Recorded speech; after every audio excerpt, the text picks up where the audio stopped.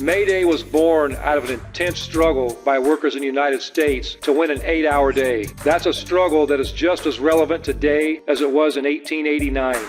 Which side are you on? Which side are you on? I think we've lost several people on YouTube to the UAW's live stream where they are going over the details of the GM tentative agreement. So we're really excited about that. I don't know if we'll be diving into the GM tentative agreement, but we've got the details for Stellantis and Ford already out, and we've got the highlights for GM. And so we're going to go over that because last week, the UAW announced a tentative agreement with every single one of the big three, and the agreement is very similar across all three companies. And so we're going to go over some of the highlights, and because they're very, very good. At all of the companies, every single employee will get, at minimum, an 11% raise and a $5,000 ratification bonus immediately. An 11% raise minimum. Huge.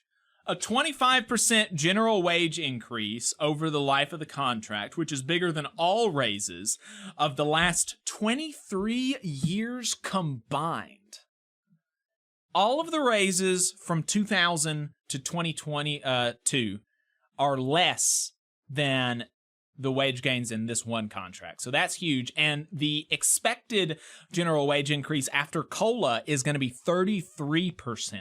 And the COLA formula that they got at all of these companies is the pre-2009 COLA formula that they gave up to help save these companies.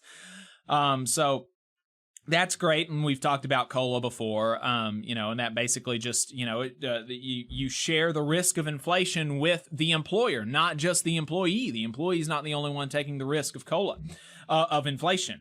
They also took down the progression to top rate. They cut the progression scale down from between 8 and 16 years, depending on which company you are at, to 3 years at all of the companies. So it's only going to take you 3 years to get you to the top rate now, if this contract is ratified. The starting wage is going to increase 67% over the course of the contract, from $18 an hour to $30 an hour. That's going to be the starting wage at each of the big three. Huge stuff. And now we're talking about, 4.5 years out, 2028, but still, $30 an hour is the starting wage. I think it's probably still going to be pretty good in 2028. Parts distribution center workers are going to get as much as a 100% raise. As much as a 100% raise, because they're going to be brought into the assembly plant pay scale, up from the second tier former parts distribution pay scale. So that is obviously going to be huge. They were able to significantly attack the problem of temporary and supplemental employees, they called this phenomenon permatemps. Permatemps is what they had at UAW facilities across. Permatemp. Yeah. Oh.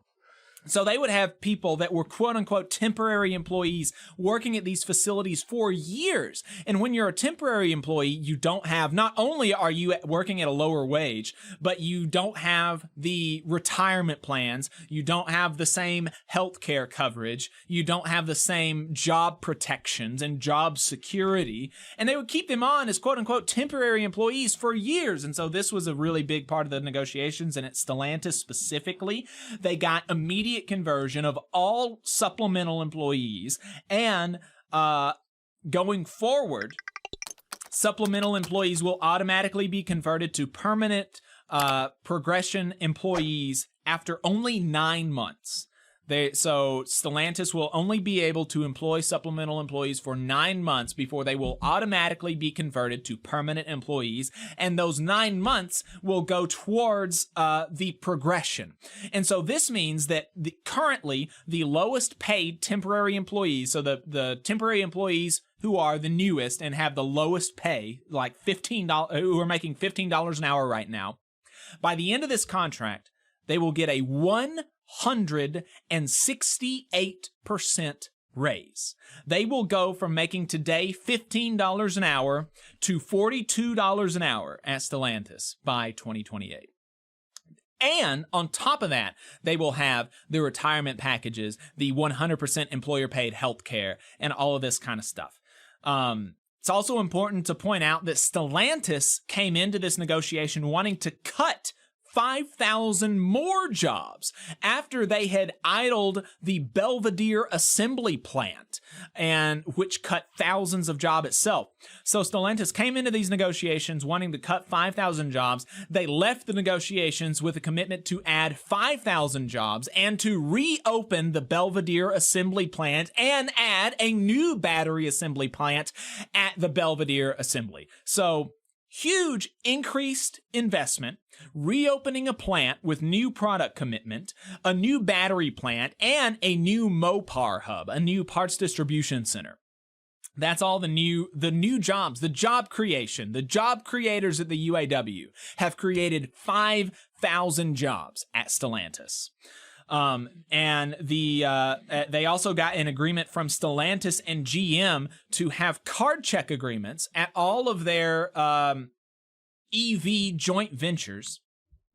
And as soon as all of these, the employees, as soon as they get majority support, majority of cards signed at all of the EV plants and battery assemblies and battery production at GM and Stellantis, once they show majority support, those plants will immediately be brought under the master agreement, and they will get 75% of the top rate. They will make 75% of the top rate at these battery and EV production plant. And in 2028, the UAW's plan is to push the EV production wages and benefits up to bringing them 100% in line with the regular assembly production scale.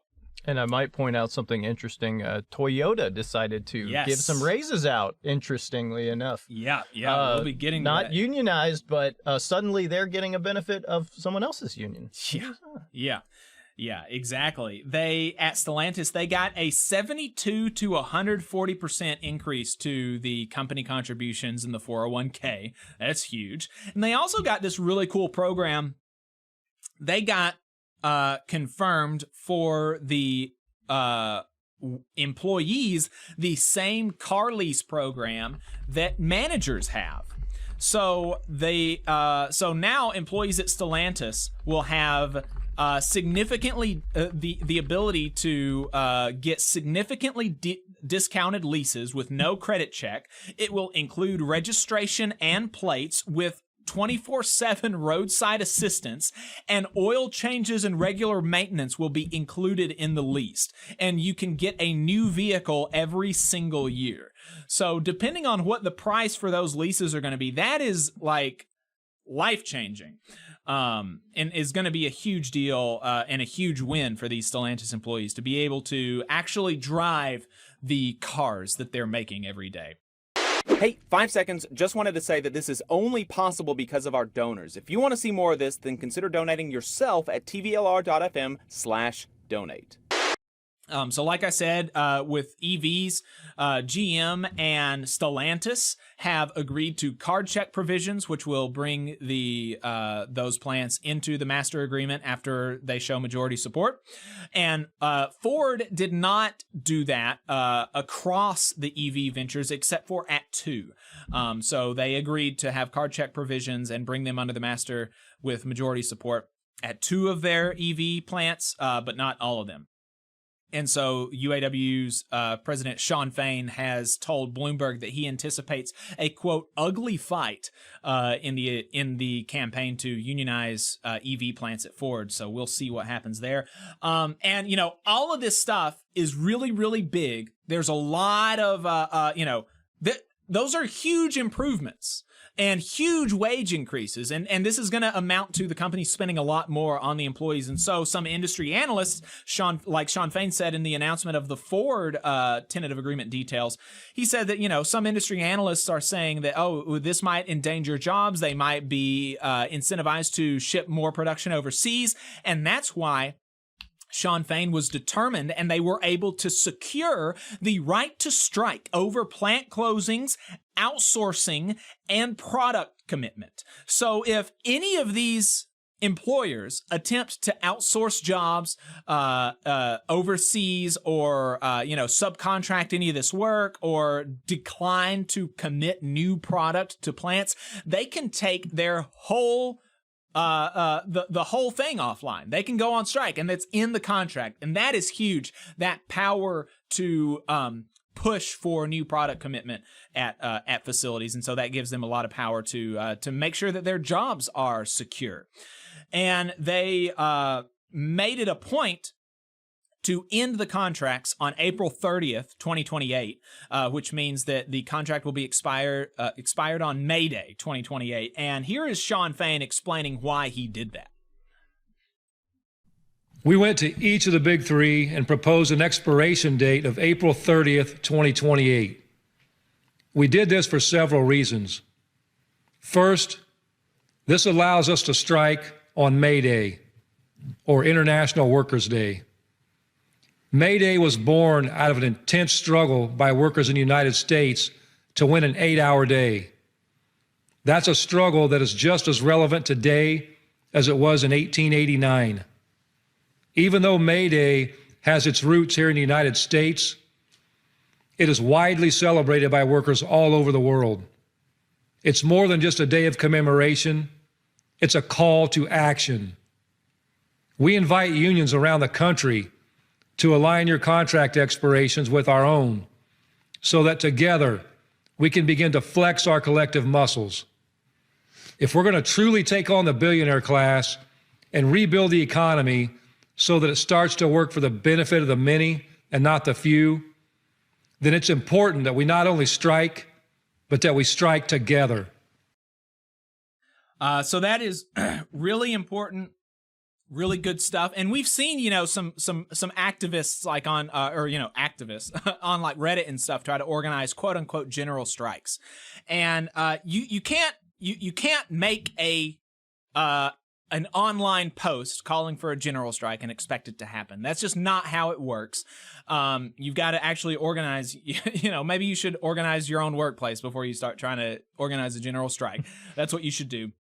Form a union in your workplace. But this May Day 2028 deadline is going to be the next best opportunity to actually organize towards something like a general strike in the United States that we have had in probably a century. So if you are somebody who is interested in seeing something like a general strike, then unionize your workplace, get a contract, and set the expiration date for April 30th, 2028. And that's how you can organize towards a general strike on May the 1st, 2028. And so he and Shawn Fain also talked about the difference that these negotiations and this contract campaign has made in his life and in the life of UAW members across the country and union members and non-union members across the country. And here's him talking about, what the UAW's logo means, what it used to mean to him and what it means to him now. There was a time when it was hard to wear this wheel. Our union has been through some dark days, and like many of you, I walked a lonely path. What we have accomplished together has turned this wheel around. When I see that wheel, I no longer see a union on defense, in decline, or under threat. When I see that wheel, I see power. I see the future of the working class. I didn't do that. Chuck didn't do that. You, the membership, did that. The stand-up strike will go down in history as an inflection point for our union and for our movement. Just over 7 weeks ago, I asked you all if you had faith. I asked you if you were ready to move mountains. The members at Michigan Assembly Local 900, Chicago Assembly Local 551, and Kentucky Truck Local 862 heard the call. So there we go. That's, I mean, really powerful stuff. And like you alluded to, Ben, the gains have not been limited to UAW members in union plants at the Big Three. We've seen Toyota right here in Alabama, right here in Huntsville. They've announced, and this is also nationwide, but right here in Huntsville, immediately they're going to be giving all of their production employees a 9.2% raise. It's not the 11% raise that UAW members are getting, but a 9.2% raise. And Toyota has cut their progression in half from 8 years to 4 years. So not only are you going to get at Toyota an immediate almost 10% raise, it's going to take you half as long to get to the top rate at Toyota than it did before the UAW strike at the Big Three. And so if you are working for Toyota and you want the rest of that 11% raise, and you want to take the progression scale from the 4 years at Toyota down to the union progression scale of 3 years at the Big Three automakers, contact the UAW today, uaw.org. And that's how you're going to get, and because the Toyota did not give these raises out of the goodness of their heart. In fact, they had already given 2 raises earlier in the year, and they typically do not give more than 1 or 2 raises in a year. So this is directly in response to the UAW's contract campaign at the Big Three automakers, and is only in response to that. It is not out of the goodness of their heart at Toyota that they're doing that. They're doing this to try to stave off a union campaign, because they know that if Toyota workers across the country unionize, that they will be able to get more than 9.2% right now and a 4-year progression scale. And so that's what you have to do if you're a Toyota worker. If you want to get the rest of that, more of that value that you're creating, the rest of the compensation that UAW members across the country are now getting, you've got to unionize. You've got to unionize. You just saw a clip from the Valley Labor Report. We are live every Saturday morning from 9:30 a.m. till 12:30 p.m. And we pride ourselves on keeping all of our content free to everybody so that we can talk to as many working folks as possible. If you support the work that we're doing, you think that it's important, you think that it's good, then consider making a monthly contribution to the project. And you can do that on our website, tvlr.fm.